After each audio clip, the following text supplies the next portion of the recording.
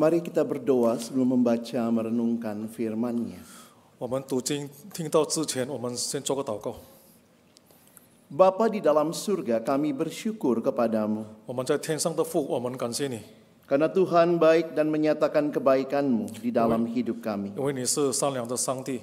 Kami akan membuka firman-Mu ya Tuhan. 我们要打开你的话语， Bukalah juga hati kami. 求你同时打开我们的心， Jadikanlah hati kami seperti tanah yang baik. 求你帮助我们的心可以成为好的肥沃， Supaya ketika benih firman-Mu ditaburkan boleh sungguh-sungguh berakar, bertumbuh dan juga berbuah nyata dalam hidup kami. 好让当你的话语撒在我们的心的时候，我们可以多结果子。 Berkati kami semua, 求你祝福我们每一位， berkati hamba-Mu yang menyampaikan dan menerjemahkan. 求你祝福你两位要传讲 Dalam nama 翻译你 Tuhan 话语的 Yesus 仆人。 Kristus, Sang Firman yang hidup. 我们祷告，奉主耶稣的名， Dalam namanya kami berdoa. 奉主耶稣的名祷告， Amin. 阿门。 Shalom. 弟兄姐妹平安。 Bersyukur kesempatan ibadah Tuhan berikan bagi kita sekali lagi. 感谢主，今天晚上再次给我们机会，可以敬拜主。 Biarlah ini bukan sekadar rutinitas mingguan, tapi kita mengalami perjumpaan dengan Tuhan di dalam ibadah kita. 好让我们每个礼拜三不是一个公事来到上帝的面前，求主帮助我们，我们可以很特别的 Dikuatkan untuk 朝见上帝， bersaksi, itulah tema kita malam hari ini. 被坚固，作为基督的见证，这是我们今天晚上的主题。 Bagian firman Tuhan yang kita akan baca sudah sempat dibaca satu ayat tadi, Lukas 24 ayat 46 sampai 49. 我们翻开圣经路加福音24章46到49节。 Mari kita membaca dua ayat-ayat ini bergantian. 我们来轮流读这些经文。 Dalam bahasa Indonesia terlebih dahulu, saya akan baca 46, saudara sekalian 47, kita bergantian sampai 49. 我们就轮流读，我读46，大家读47，直到49节。 Katanya kepada mereka, ada tertulis demikian, Mesias harus menderita dan bangkit dari antara orang mati pada hari yang ketiga, 并且人要奉他的名传悔改赦罪的道，从耶路撒冷起，直到传到万邦。 Kamu adalah saksi dari semuanya ini. 我要讲，你们。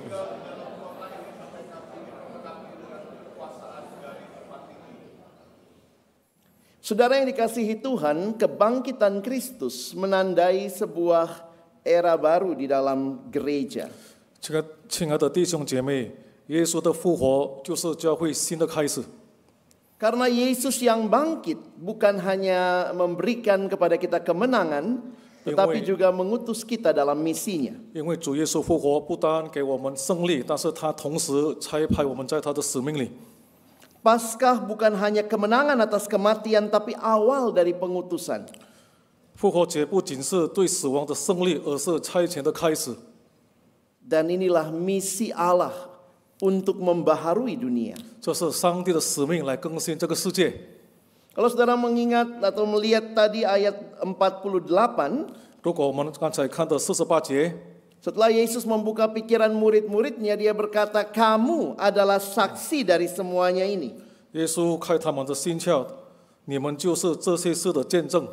Kata Yunani martus atau artinya saksi.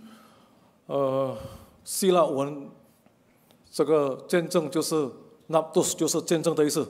Dari kata inilah kita juga mengenal istilah martir, orang yang mati karena iman kepada Kristus. 从这个词，我们也认识了宣教，就是他们为基督而死。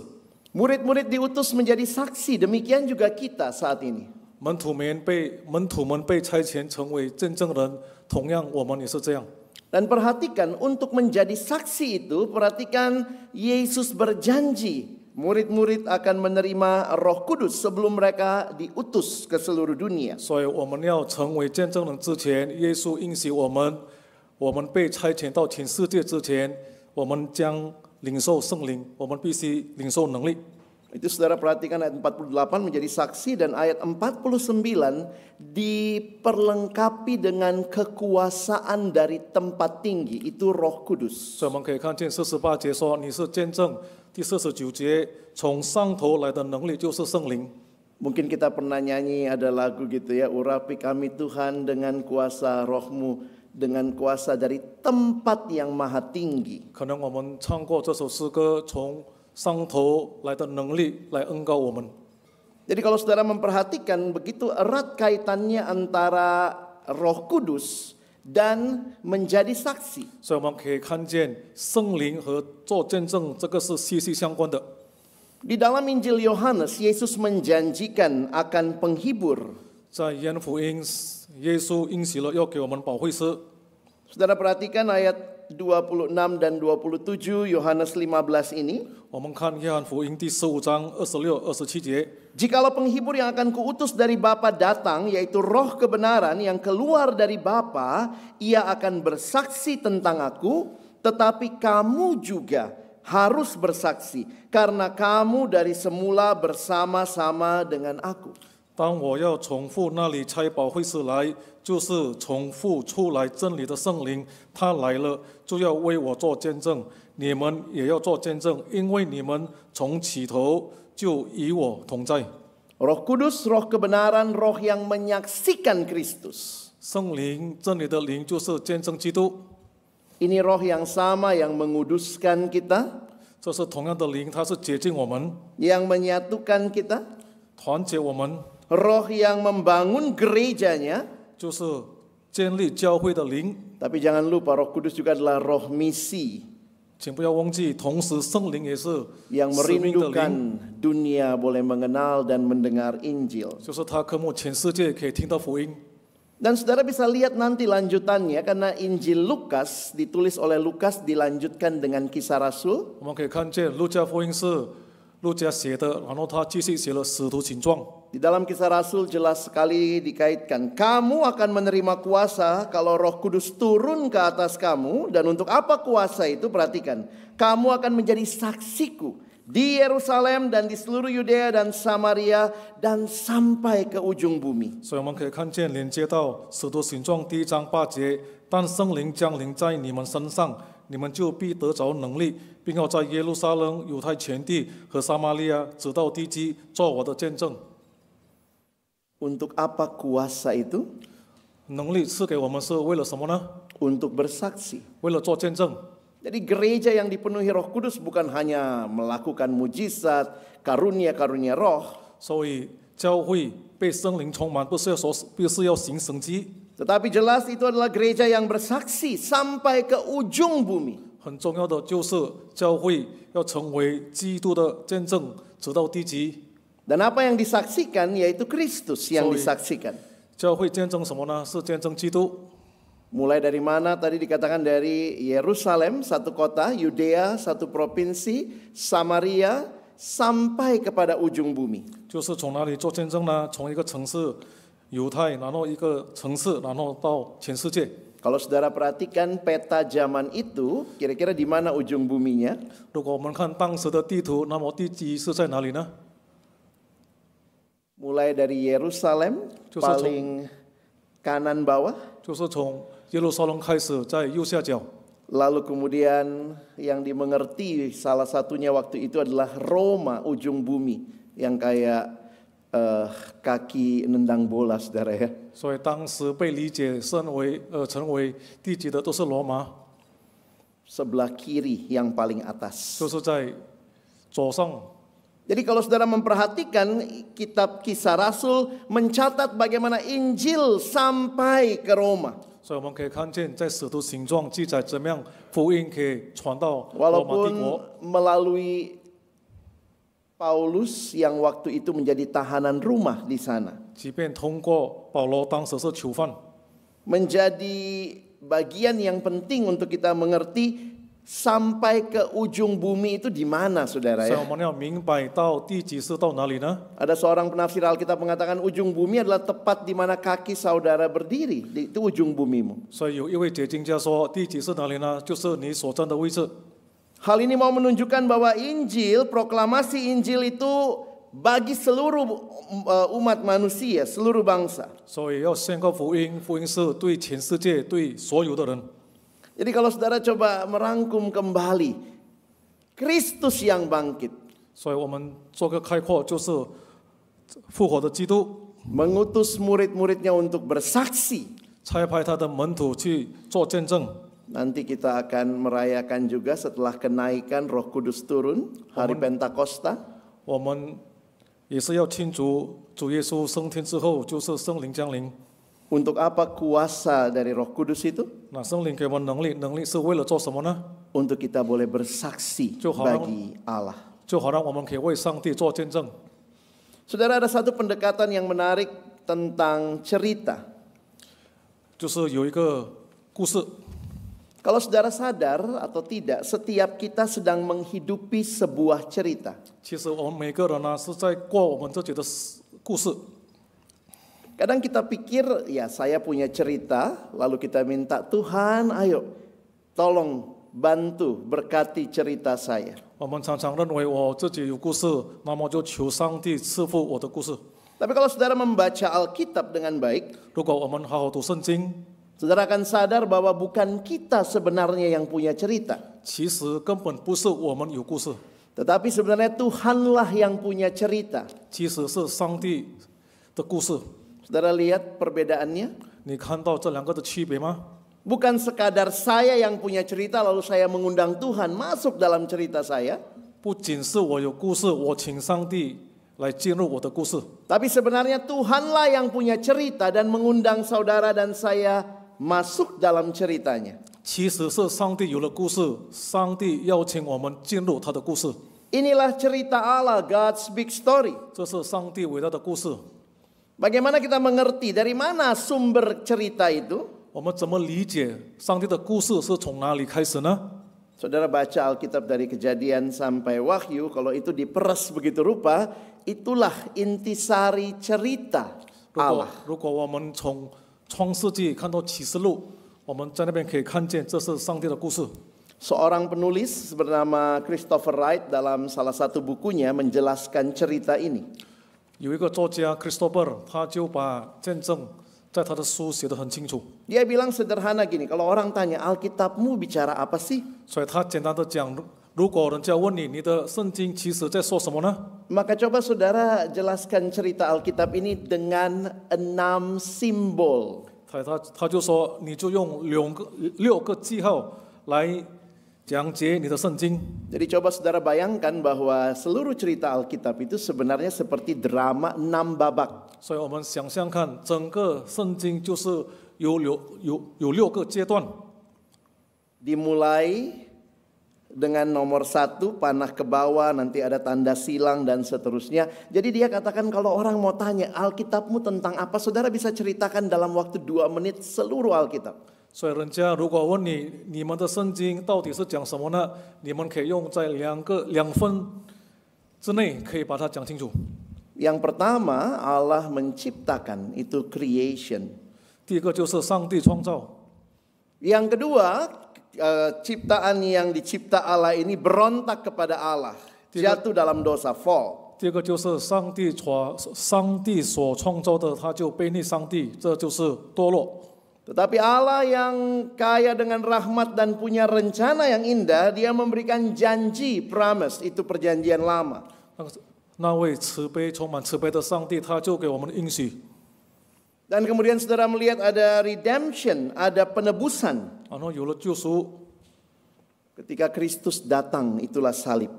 就是基督来的时候，就是十字架。 Lalu saudara lihat yang paling akhir ceritanya, karena Alkitab ternyata menceritakan bukan cuma awal segala sesuatu kitab Kejadian, tapi juga akhir segala sesuatu. 所以我们可以看见，圣经不单讲到创造，但是结局圣经也是有提， Itu namanya new creation. 那就是新的创造。 Kalau dilipat pas ya, creation nanti akan dibaharui new creation. 所以从创造到新的创造， Pertanyaannya, saudara dan saya hidup di nomor berapa? 我们要问的，你我活在是哪里呢？ Kita sekarang hidup di nomor berapa? 我们活在是在哪个号码呢？ Nomor 5 ya. 在第5号， Ada yang nomor 2. 有没有在第2号？ Oh, ketemu waktu itu dekat ular gitu, nggak sempat selfie ya. Saudara, kita hidup di nomor 5 secara gambaran ini. 所以在这个图画里面，我们是活在第5号。 Christopher Wright memberi judul apa nomor 5? Christopher 给这个5号什么名字呢？ Kira-kira apa? 是什么呢？ Misi. 就是使命。 Jadi kalau saudara melihat gambaran ini, 所以我们看整 kita 个图画， hidup di dalam misinya Allah. 所以我们活在上帝的使命里头。 Hidup kita adalah hidup dalam cerita besar Allah. 我们的生活是在上帝伟大故事中， Tidak ada satupun kita hidup yang karena kebetulan kita punya tujuan kenapa kita ada di sini. 我们每个人在世界不是偶然的，每个人都有目的。 Dan dari mana saudara sadar tujuan itu? Tanya sama yang menciptakan saudara dan saya. 所以我们要问创造我们的，我们活在这个世界有什么目的呢？ Jadi waktu melihat gambaran 6 babak tadi saudara, kita dapat perspektif yang baru tentang hidup. 所以刚才我们看了6个阶段，我们对生活有新的看法。 Dengan memahami God's big story, kita seharusnya mengerti bahwa seluruh keberadaan kita, 通过了解上帝伟大的故事，我们应该明白我们的所在。 kehidupan kita, keluarga, studi, pekerjaan, itu bukanlah sesuatu tanpa arti atau tanpa sebab. 所以我们的生活、我们的家庭、我们的学习、我们的事业，并非毫无意义或毫无理由。 Dan kalau saudara lihat, ternyata kehidupan yang indah yang Tuhan rancangkan dalam ceritanya, 所以我们可以看见上帝所创造的、所计划的生活， bukan hanya cerita masuk surga, saudara. 不单上天堂而已。 Tetapi akhir dari seluruh cerita ini adalah new creation. 所以整个故事的结局就是新的创造。 Jadi coba saudara ingat lagi, kita di nomor 5 menanti new creation. 所以我们活在第5阶段，我们在等新的创造。 Kita ada dalam misinya Allah. 我们活在上帝的使命里头。 Jadi God's big story menempatkan kita sebagai partisipan, orang yang berkontribusi di dalam cerita besar Allah. 上帝伟大的故事让我们成为参与者，所以我们在上帝的故事，我们是有贡献的。 Harusnya kalau saudara melihat pekerjaan saudara, itu dalam konteks misi.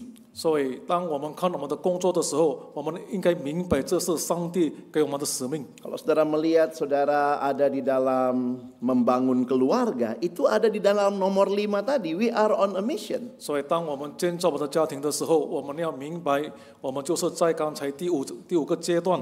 Jadi inilah pengutusan yang Allah berikan bagi kita. 这就是上帝给我们的使命。 Kita bagian dari keseluruhan kisah Allah dalam dunia ini. 我们就是上帝在整个上帝的计划中，我们扮 Karena 演 itu saudara, 的一个部分。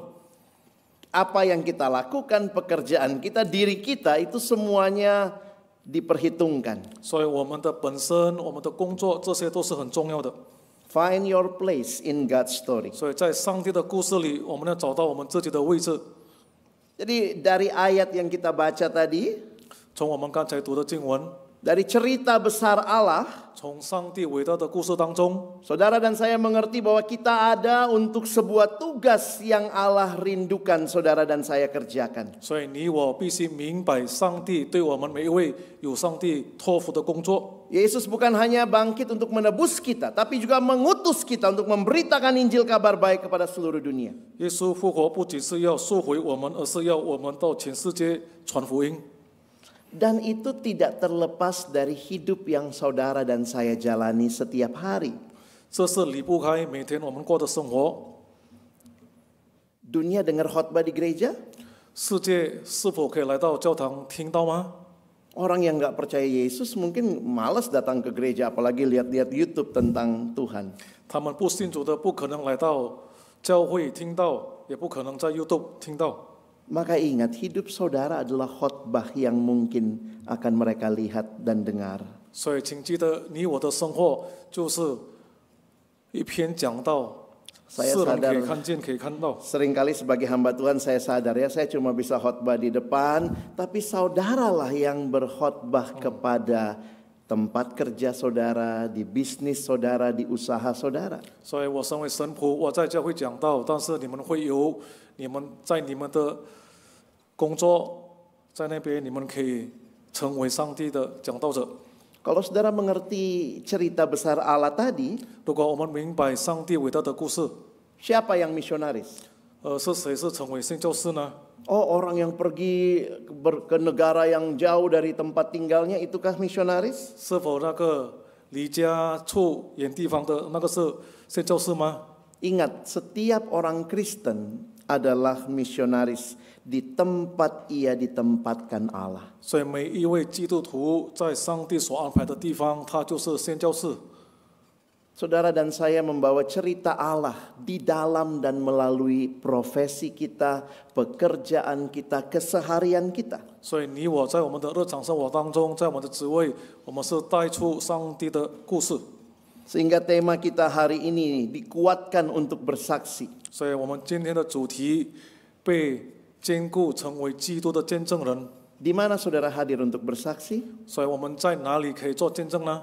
Di dalam kehidupan saudara dimanapun Tuhan tempatkan.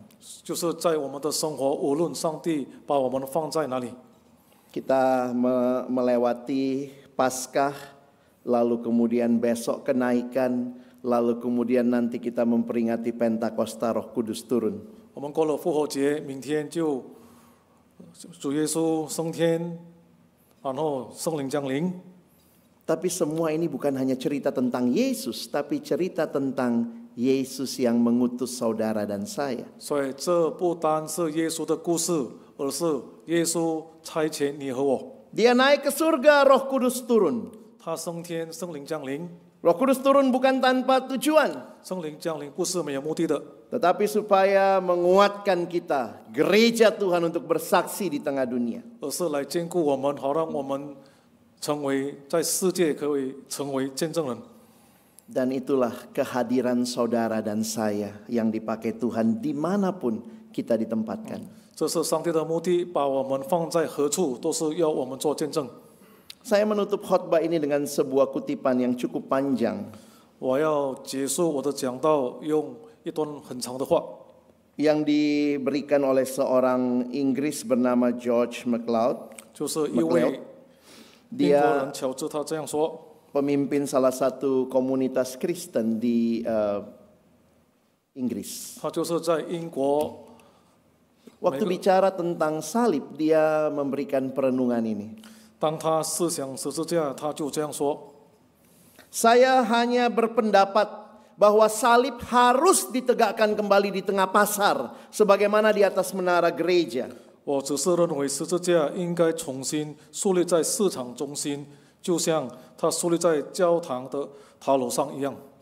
Saya ingin menegaskan kembali bahwa Yesus tidak disalibkan di dalam katedral di antara dua lilin, tetapi di atas salib di antara dua pencuri di tempat pembuangan sampah kota.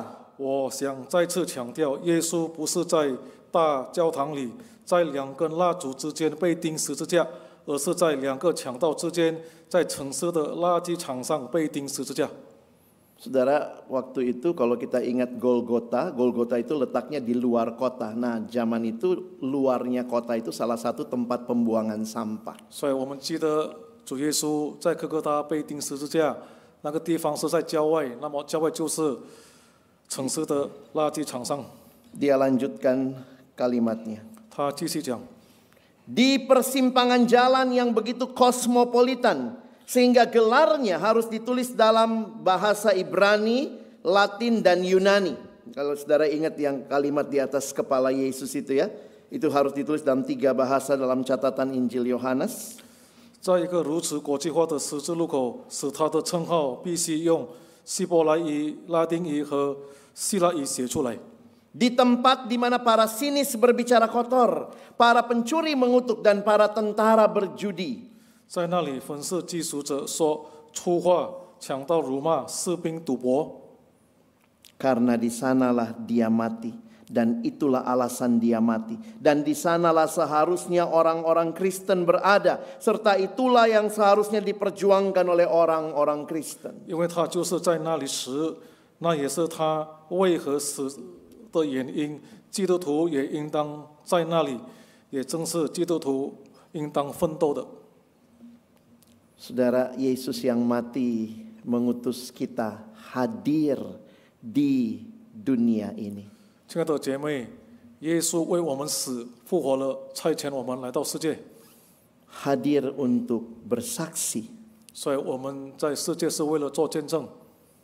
Dia bukan hanya Yesus yang disalib di dalam gereja.